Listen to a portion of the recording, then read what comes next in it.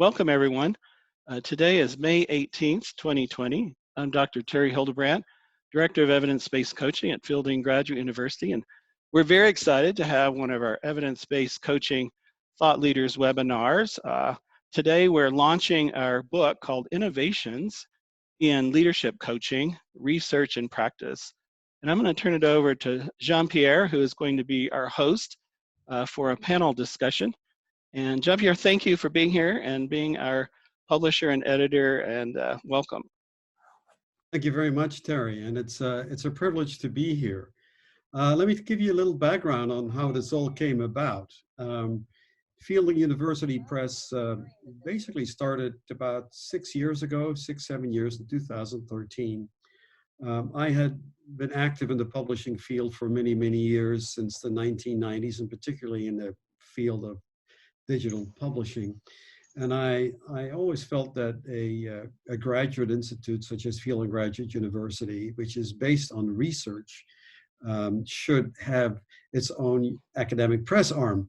The problem is that until recently, only very, very wealthy and very large universities could have its own university press, because typically that is a very expensive proposition. Most academic presses don't make money, they lose money, but their objective is not to be profitable, but rather to disseminate the research of its faculty, its alumni, and its students working with faculty. And I'm just so delighted that President Katrina Rogers, then the provost, and Provost Monique Snowden, who followed her as the provost, were fully supportive of this particular initiative. And so we've now been in business as a university press for 7 years. We've published, I think, somewhere between 22 and 23 books, which is quite impressive for a very small publishing activity as ours. But in the process, we did discover some important things. Originally, we started with so-called monographs, where we basically published the work of our graduates under supervision of their chair or faculty. But increasingly, we saw that the need was not so much in monographs with dissertation research, but in books that could sort of combine all of the great accumulated research and wisdom from both faculty and students in something that could serve as a handbook, something that could really be useful, not only for scholarship, but also for practice. And we went into that direction a little less than 2 years ago. And this magnificent book is the first example of that new editorial direction, where we really aim to work with faculty and as editors and thought leaders in a particular discipline to publish groundbreaking research in an area that Fielding is very active in. And of course, leadership coaching is one of our main disciplines. So it was my great fortune to start to talk to Terry, who is someone with unlimited energy. Let me tell you, I have, in all my 7 years as editor of University Press, I never had someone who literally sends me an email every day. And I'm very grateful for his incredible energy. Without Terry's vision, without his commitment, without his unbridled enthusiasm for this medium, this could not have happened. But at the same time, I must also recognize Francine, Kathy, and Erek, who came to this project with not only as authors, but also with a clear sense in mind of what it is that this book was going to do, not only for academia, but also for practitioners, whether you are a coaching executive, whether you are a coaching practitioner, whether you are a coaching student. So what I'd like to do in the next couple of minutes is sort of drill down a little bit and sort of see what your ideas were when you started to think about this particular book, and what your vision was, what sort of your editorial guidance was in that process. Now, before I start, I just want to give one shout out to the copy editor of this book, Elena Scarano, she's on the call. I invited her to join because she is a very important part of this production process. And without Elena's hard work, we would have not have been able to publish this book in record time because, Terry has this gun. No, I'm just kidding. But he said, we need this by mid-May. And I said, you got it. You'll have it in mid-May. So thank you, Elena, for your hard work on copy editing, which really helped us to get this in on time. So I'm going to like to start with Francine. Francine, if tell me what did you have in mind with, what did you hope that this book would accomplish? Oh, well, thanks, John Pierre, and it's nice to see you and work with you again for a while. So I had a couple of thoughts when Terry approached me about this. One was I was really excited about the idea of a university press publication coming into the coaching field, because I think this gives us an opportunity to show what real academic scholarship can contribute, not only to the field of coaching, but to practitioners. And as the book evolved, I saw more and more of the vision of really evidence-based coaching as a transdisciplinary approach to coaching. And that's an approach that has not really been fully explored in publications. I thought, well, who else could do it but Fielding? And then the third thing that kind of emerged was looking at how all the authors defined leadership. And I think that as a publication, it really offers a very inclusive perspective on this concept of leadership. And I'll maybe talk about that a little bit more, but that was my hope. No, I think you have accomplished that particular goal. Kathy, when you were approached to join this project, what sort of key themes were important for you as you gathered all the potential ideas and contributors to this book? Well, when Terry first started talking to us about it, he said, did you know there were, and I believe the number, Terry, you can correct me if I'm wrong, 59 dissertation studies in Fielding just on coaching. And what are we doing with all of that rich information? And so, that was his baby. That was his vision right up front of what if we were able to pull together a monograph where we could pull out the essence and the best of each research and put it together and see where it goes. Now, I have to just build on what Francine said. That was like a starting point, but what began to emerge just went beyond what we could imagine. As we began to get in and see and read through the richness that was on paper for us. I remember at one point, I created this, I don't know how long the spreadsheet was. I probably drove my peers crazy because it was like, well, here's the theories, and here's the distinguishing features, and here's where it can be applied, and here's, there was so much, like, to get our head wrapped around it was like, wow, we are sitting on a treasure trove. So that was the initial experience for me.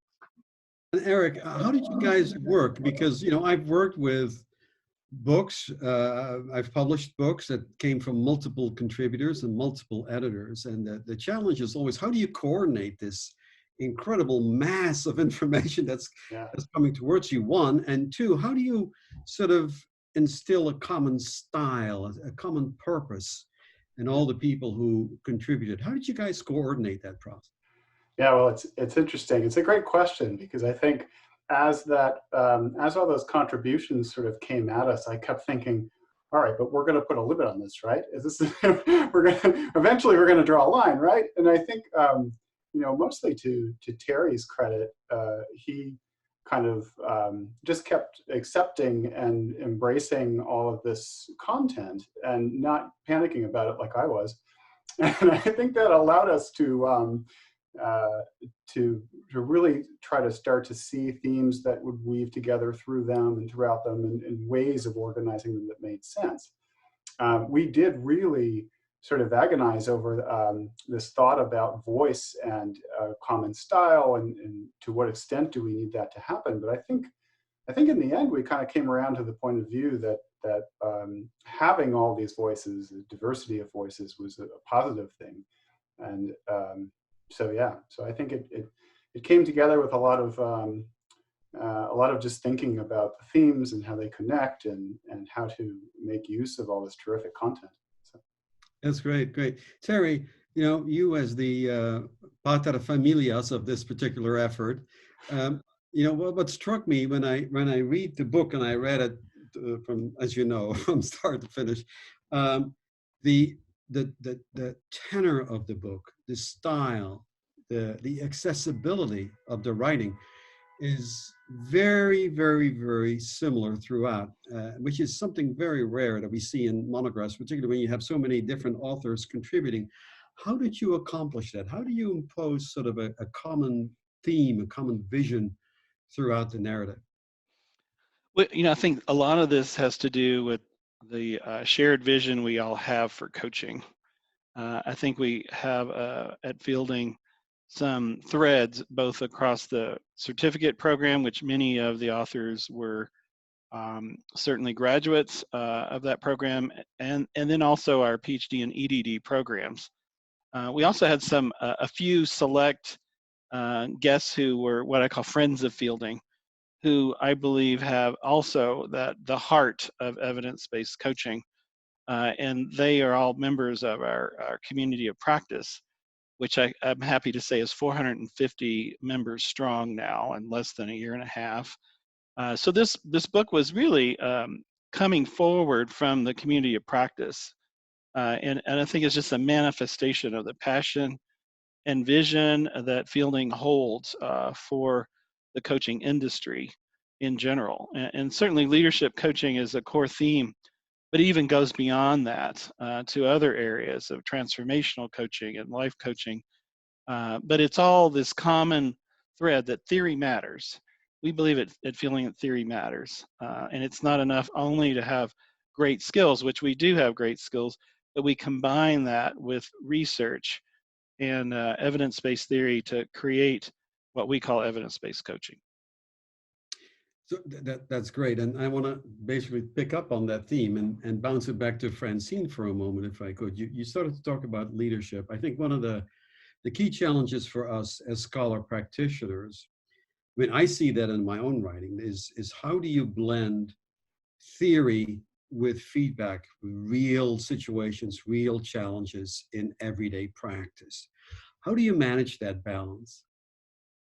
Personally or academically? As it relates to this book, yeah. As it relates to the book, I think what we tried to do, and Terry said it well, we really looked for research that came out of the practitioner's own experience, but then also brought in theory.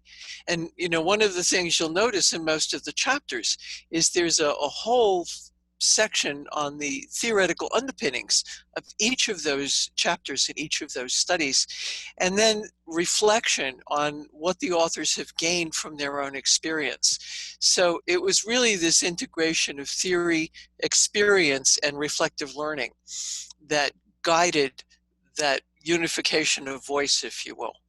Mm-hmm. Mm-hmm. Kathy, one of the things that we try to do when we sort of look at a book proposal is who the audience for a book is. You know, who would be interested in this book. And on the back cover, you have identified a large group of people, not only coaching practitioners, but coaching students, coaching theorists. Is that a doable goal, you think, to resonate with all of those different groups in the coaching sector? I do. And I think we could break it down certainly into each category and talk about what that looked like. But I personally believe it even goes beyond what we put on the back of the book. So many of us are working with adult learners today, and it's good, solid, practical, theoretical, everything that we need, approaches to be able to help grow our adult learners. So whether we're in the classroom teaching, at any grade level, or we're coaching, or we're working with organizations as a consultant, all of it applies. And so it's more being able to look at those chapters individually and pulling out the essence of what the author is saying, mm-hmm. and be able to figure out how to integrate it into the context of the work that we're doing. And I think the piece that so resonated for all of us is that it has to happen with self first. And if we can learn to apply these approaches to ourself and continue to embody and deepen that work, it just shows up in the work that we do in an almost effortless and flow type way with ease, because we've experienced it. We can't give something we haven't experienced. And so we've got to own it first and understand how it works in our own lives, and then we can turn around and give it formally in coaching or informally in all of the work that we do. Erek, but one thing that struck me is that of course, in a book like this, to a great extent, we look at research that has been done, even current research that has been done by our graduates as well as other research. But you also spend some time to look at the future of coaching. How is coaching changing, you think, in the coming years? Yeah, great question.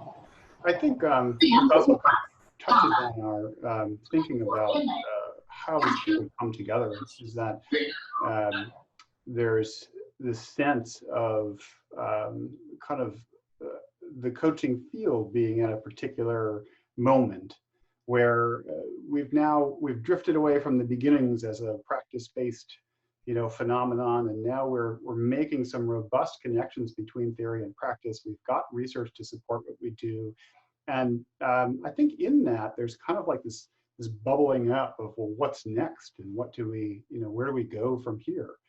And I think we started to discover that in this book. And we saw, some of the themes that we saw and teased out and saw in all the content had to do with the complexity of the world today and the type of coaching that's needed to address that. So we see more relational models of coaching. We see more systems-based models of coaching, ways of thinking about coaching that sort of transcend definitionally what coaching was in the past. And I think that's the influence of that theory and practice, and bouncing back and forth and viewing practice through theory and vice versa. I think that leads to a particular kind of future.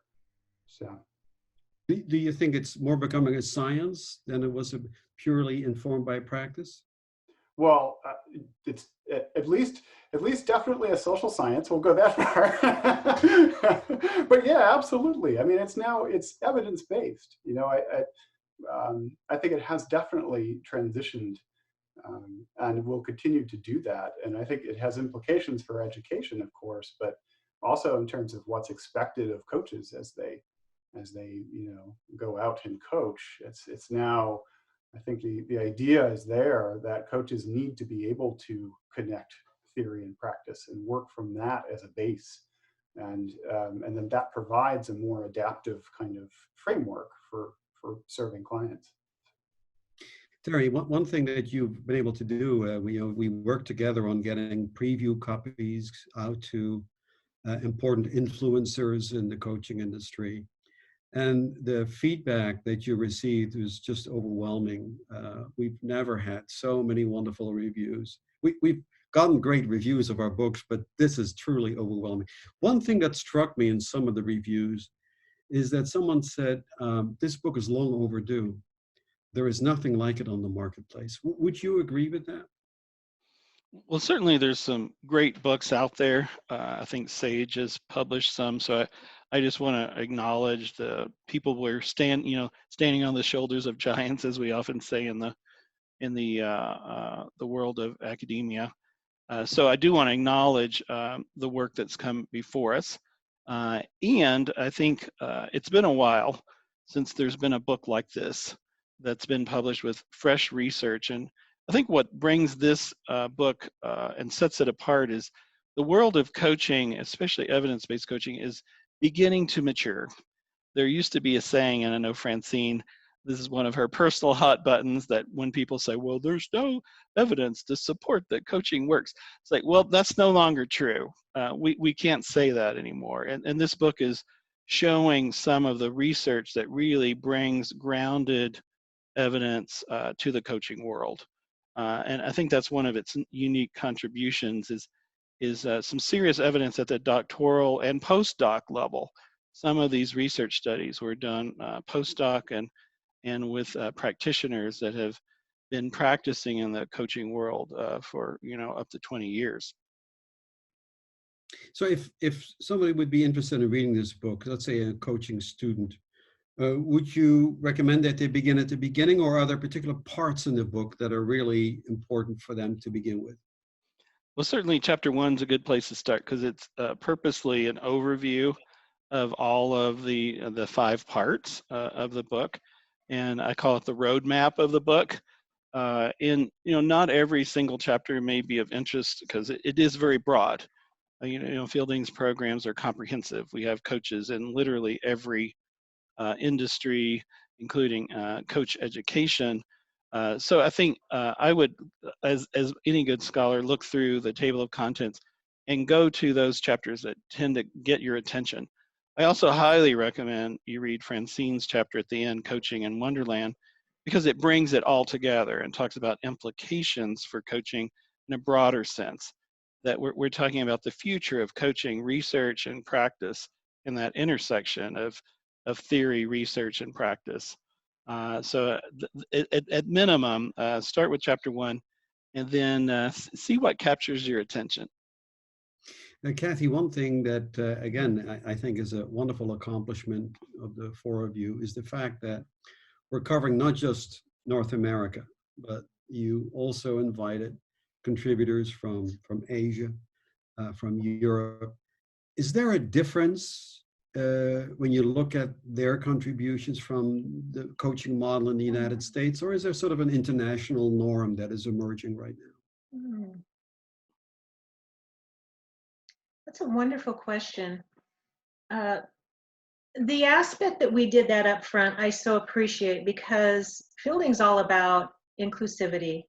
And, Western thought, we can tend to be so narrow in how we approach everything. And so to be able to bring in different cultures and different perspectives in different countries and different race and different language is so rich. We have so much to learn from what we've not been exposed to. And I think that that's the beauty of our experience with Fielding, and that's the beauty of this book.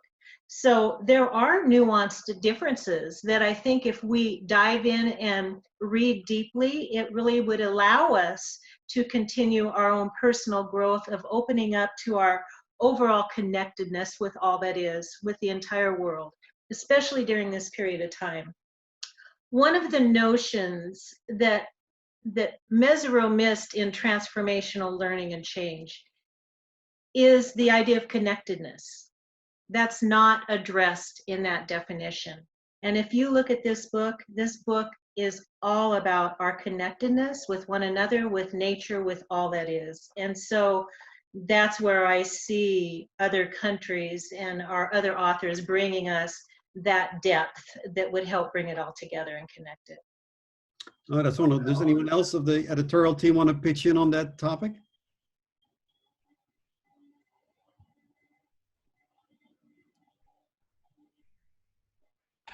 Well, I do think that one thing that has become clear through all the chapters from all of the different perspectives is there is a yearning for transcendence and transformation, both on the part of clients and organizations, but also on the part of coaches.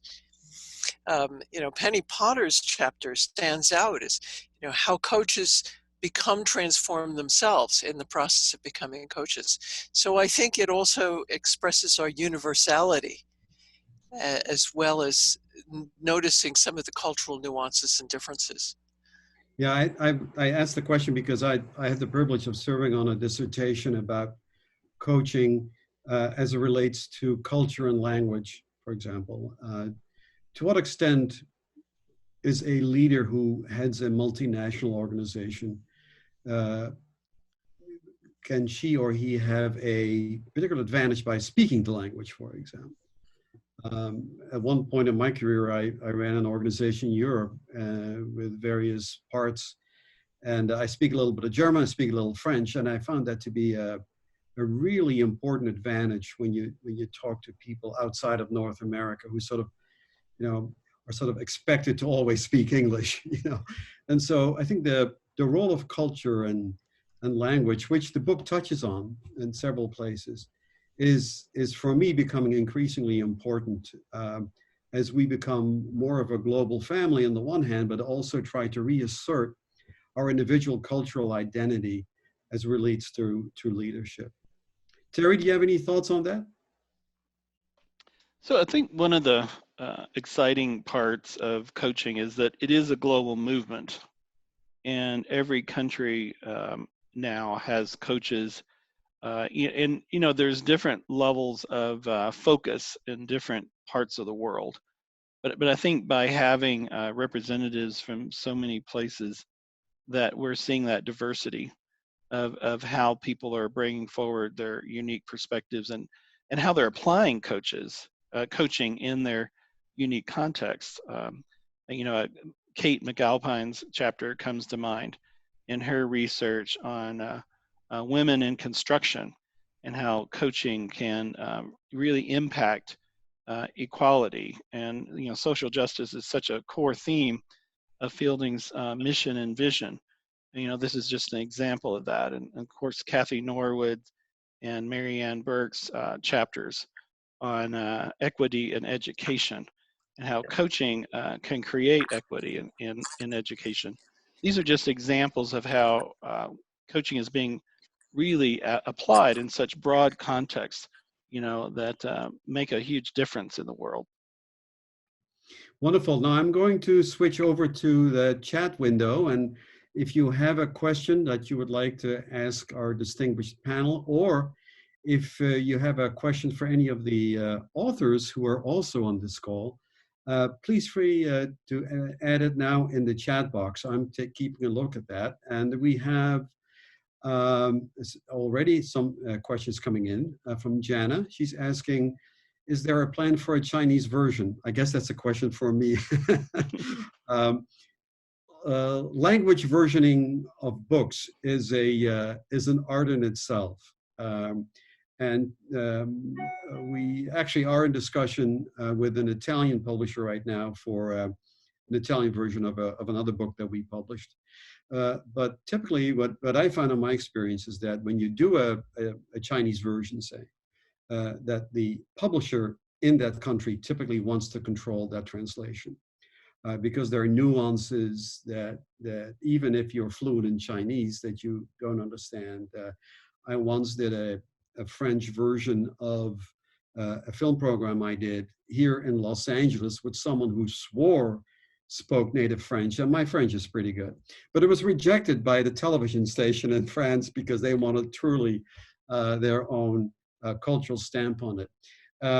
So in principle, absolutely. We're always open to share our books with other publishers, and we're starting very slowly to go into that direction. Right now, of course, is a difficult time for publishers because of the pandemic. So many publishers that I work with for my own books are just not operating. A lot of staff has been laid off.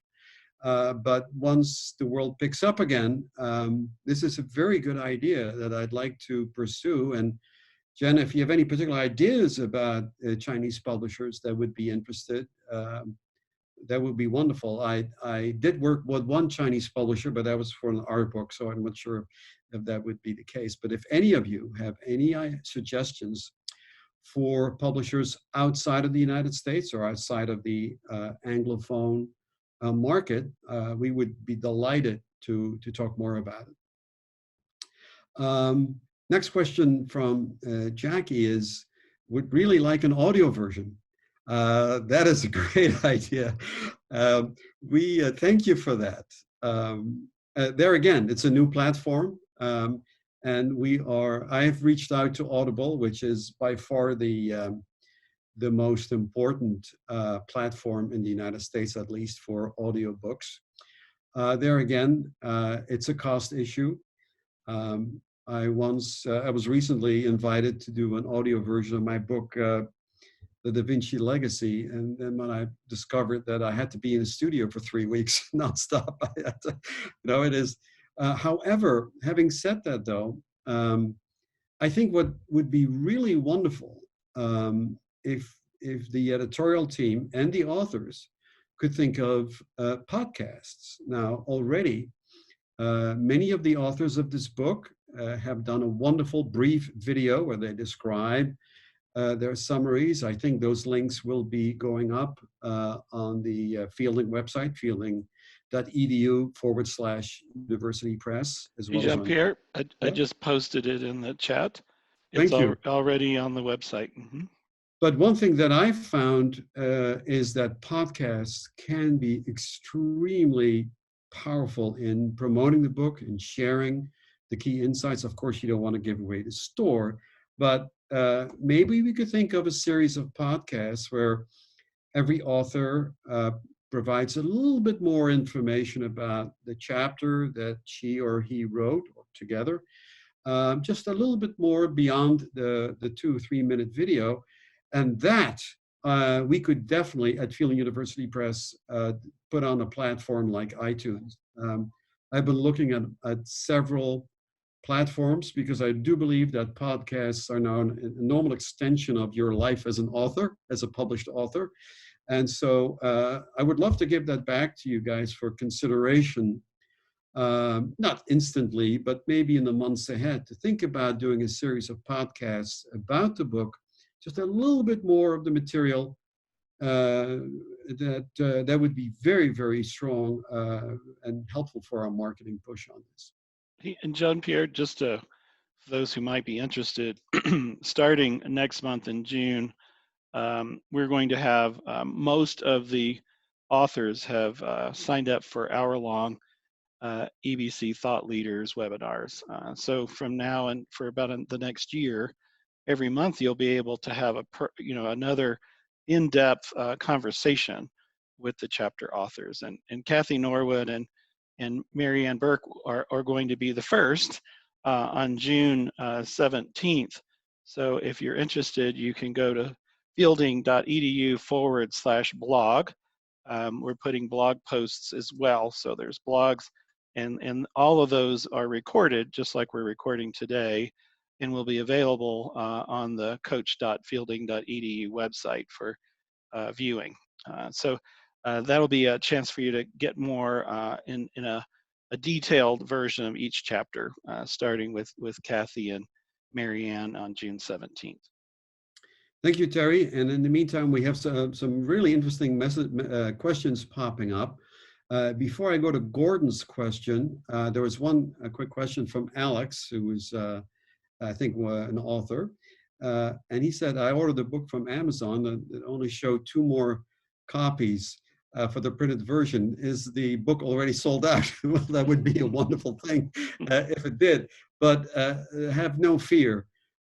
If that's the case, Amazon will do a new run. They do a very good job with that. So it would be a very nice problem to have, let's put it that way. But I'm sure that they will do that. If not, we will definitely be in touch with them. We have to be in touch with them anyway because we want to put some of the reviews on our webpage. So I'll definitely check on that. Now, Gordon had an interesting question, which I'm going to present to the panel.